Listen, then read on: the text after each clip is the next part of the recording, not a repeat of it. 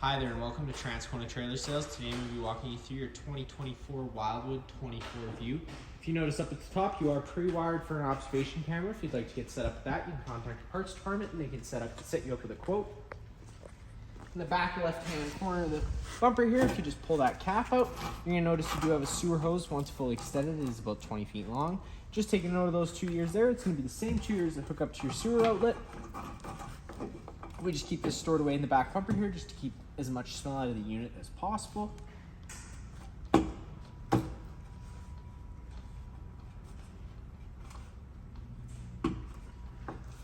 And this is going to be your standard 50 amp twist lock power end. You're just going to take note of that silver strip there. It's going to line up with this silver strip here. You're just going to push that into place. Eighth turn to lock it down, and then you got that threaded collar to really lock it down. If you follow that cord back, you do come to your standard 50 amp plug-in. Most campsites, a lot of campsites don't have 50 amp service, so we do include this 30 amp dog bone adapter. Just keeping in mind when you're going down to 30 amps of power, you can't run 2 air conditioners at once. You can only run 1. This is going to be your 1 galley tank sewer drain. This is going to be the one you are going to want to empty last, as is typically a little cleaner water. You are going to want to do your black tank first, which is going to be up ahead, and I'll show you that in a second. In this corner, as well as all 4 corners of the unit, you've got stabilizer jacks. The way those works is you're just going to hook that 3/4 inch drive net up to there. Take this safety lock off. Important you lock this up whenever you're traveling. That way you don't run the risk of dragging these behind you down the highway. Run that foot down to the ground. Once contact with the ground, just giving another 1/8 turn just to snug it up. Cable satellite inlet. You do have a pre-mount for a Wildwood stair system. Now it's going to be your main sewer drain here. You got your black tank on the left, and then your gray tank on the right. You're always going to want to do your black tank first, as it's going to be your dirtiest water, and then you can come behind that with the gray tank, which is typically a little cleaner water. You got your black tank flush, so the way that works is with your black tank connected and the valve open, which is important you do so. You thread a garden hose in here, turn it on, and it's just going to clean things out a little bit. You got your exterior shower. That just opens with your standard 751 key. Should come included with the unit. You just stick that in there and it'll allow you to open that up and have hot and cold water. You got your city water connection. Thread a garden hose in there, turn it on. It's going to pressurize all your lines. Filter means you can run your water pump. You got a lot of storage up front here. Around the front of the unit, you're going to have your battery disconnect, which is just located on the front of the frame here. The battery disconnect in the on position, the batteries are connected to the unit. If you were to turn them to the off position, they become disconnected from the unit. You got your battery box right up front, located under this cover. This cover does just lift right off if you were to need to change out those tanks, but most of the time you can get everything you need to done just by opening up these valves right up top to your 2 standard 20-pound propane tanks. And then you got your tongue jack up front, manual override right up top. On this side of the unit, opening this guy up. It's gonna give you that 25-foot water hose as well as that 15 amp park adapter. And then on the wall, you got your stabilizer jack tool as well as that front tongue jack override tool. Just being mindful, as well as you do have reverse tilt strut over at the front there. Just being mindful whenever you're putting stuff around there that it does move. You don't want to run the risk of breaking that.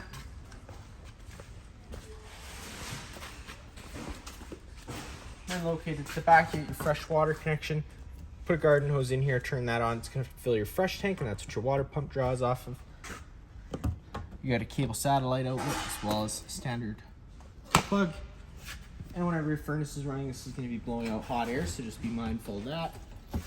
Opening this guy up, you do have a little exterior kitchen area. You're going to have a range hood overhead inside above the stove. Whenever you get your campsite, just opening this flap so it can evacuate those fumes. And whenever you're traveling, snapping that into place. That way you don't run the risk. You don't get any excess dust coming inside. To get this light, you're just pulling that safety latch up, folding this out, and then you can take your propane quick connect line and run it down below the trailer. where you're gonna find the other end. You can take that dust cap off, take the black cap off, pull the collar back like an air hose, press it into place, and that locks into place, and then you can open up the flow of propane. Oh. Sorry, that wasn't locked in. Press that in place, pull the collar back.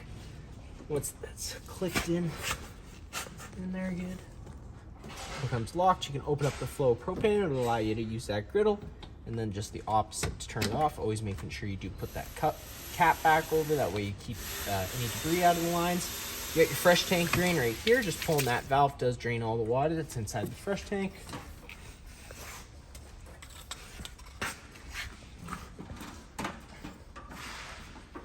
Tucking this guy back away in the back here when we go to push that in. Opening up that. Whenever this fridge only works whenever you're hooked up to shore power. You got your little exterior quick connect for a garden hose too. You just take the 2 notches on this end and you line it up with the 2 notches on this end, push it in and twist, and it would lock into place. And then you got your water heater, which is partially not finished as the cover was scratched, so we're just waiting on a new one. You got your power switch right there. That's all you really need to worry about, is making sure that's on, supplying power to the thermostat inside, which I'll show you in a minute. To get inside, you're just taking that assist handle, pushing it up, folding it 90 degrees to lock into place. You take your door handle, grab your stairs, fold those down, taking a step on the side. You got your light switches right on the wall here to turn on some accent lights and an awning LED outside. Then that dimmer switch, just tapping it to turn it on. And because it's a dimmer switch, if you push and hold it, the lights will go dim to bright. And whenever you let off is where they're going to stay.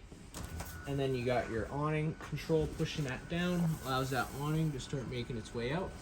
Once fully extended, you're going to see the back of the metal tube and a little flap hang down. Unfortunately today I don't think we'll be able to get all the way out. And that's about all we're going to be able to go today. But if we're to start raining, you could take any arm, front or rear, and just pull down on it. It's going to change the pitch of the awning head, allowing water to then run off.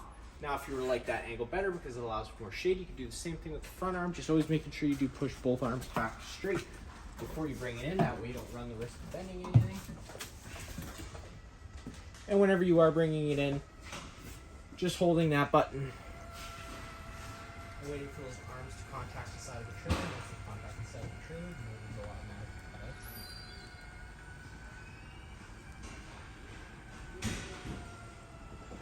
There we are.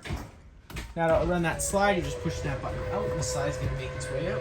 Once fully extended, you're going to hear the winds and the clicking of the motors.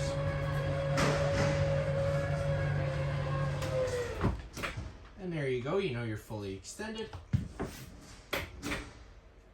And then you just have your monitor panel up above. You got a solar controller, which is just a monitor system. There's no really controlling involved. And then you got your thermostat right here. Hitting that button brings it up. You can change your desired output temp. You can also change it between Celsius and Fahrenheit. And you turn your water on and you would have hot water. Inside the bathroom, you got your light switch on your right. You got your main GFI plug on the wall here. If you ever have an outlet that doesn't work, this would be the first place I'd look. You got tests on the left, reset in the middle. Sink with hot and cold water. Fan overhead. The toilet, of course, just opening up that flap, turning that switch on. And then, of course, you can close that up. Take a note of all the travel straps in the unit. It is very important that you do use them, otherwise they will just swing freely whenever you're traveling and you do run the risk of damaging things. In this area here, you're going to have your thermostat on the wall for the air conditioner and the heat. Hitting that button once, it illuminates it. Hitting it again, you can change between your different modes, which is cool, heat, and then cool plus heat. If you put it there, it'll ask you for your different fan output. You're going to notice an auto coming up. Whenever it's an auto, it becomes an on-demand system, so it'll kick in and out as needed. And there you go, it fires right on up. Now, most traditional trailers, you do have the choice of opening these louvers to decide if you want air to dump in the main living space or to between all the ceiling ducts, but because this unit is equipped with a high flow air conditioner, these are fixed, so don't try moving them, otherwise you do run the risk of breaking them. And then just back to off to turn that off. And of course you do have to turn the fan off if you don't have it on auto.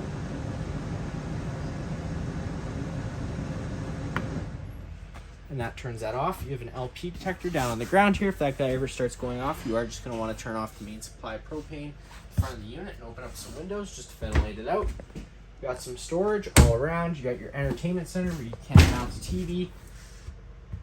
You got your sound bar down below, which does act as your stereo as well, just like home, minus the fact of having zone 1 and zone 2. Zone 1 is going to be this bar here, and zone 2 is going to be your exterior speakers. And then you do have your fireplace, power button on the right. Beside that, you can change your different flame colors, and then you have your different light colors beside that. And then you get between your different heat options, which is high and low. And then you can set a timer anywhere from 30 minutes to 9 hours. And then just the power button on the right. You got your fridge, which is right here. Opening that guy up, fridge and freezer. Your controls are all right here. Always making sure you do have it on that off-grid option. Otherwise, it's not going to work on 12 volt. It's gonna turn. It won't run while you're driving. You do have a charcoal filter as well to help with odors. But like I said, whenever you are going to travel, if you're wanting your fridge to run, you have to make sure you have it in the off-grid zone, or you could just turn it right off. Little special feature about this unit here: there's a little handle. Pull that, allows you to open that up and get access into a little bunk space. All the lights are on their own center push buttons, and then you do have this little fan that's supposed to take in, blow in some air, and this dimmer switch does act as a speed control, so if you push and hold it, it'll go from high to low, and you can just turn that off. You do have a little black switch here that's just to turn the antenna on the roof. It's also going to improve radio frequency. Lights are all on their own center push buttons inside here.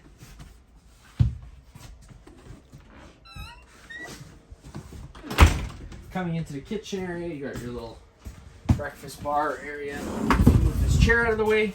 You got your main fuse and breaker panel. Whenever a breaker trips, it doesn't sit in the middle, so you do just have to turn it off and then back on again to reset it. Whenever you have a fuse blow, there'll be a little red indicator light telling you which one's blown. All the blinds in the unit do work the same way. They just kind of sit where you leave them. And then one quick pull will allow them to all retract back up. Come into your stove. Just flip that glass cover back. Take your gas, turn it to your desired temperature. Hit that sparker, and eventually it will fire right on up.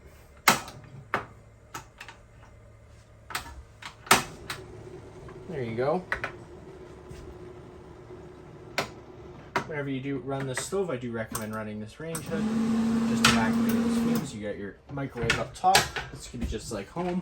Down below, hitting that button down on the mode 2, turn on that oven light. You can turn your oven over to that pilot option, pushing and holding it for a good few minutes sometimes just to purge all the air out of the propane lines, and then just occasionally hitting that sparker for when it lights.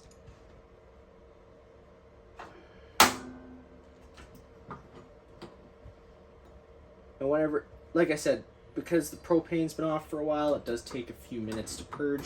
So just be patient with it and hold it in. And eventually you do get that pilot light that lights, holding it for another second, and then you can turn it up to your desired temperature and it fires right on up. And then you, of course, you got your sink with hot and cold water. This does fold out into a bed. You're just having to grab the foot of that couch and slide out, and then it would fold out into a bed. That's going to be it for this unit here. If you have any other questions, feel free to give us a call.